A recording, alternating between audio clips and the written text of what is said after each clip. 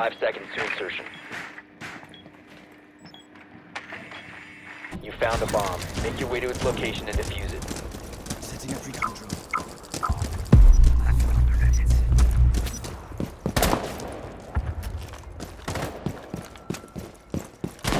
Loading back.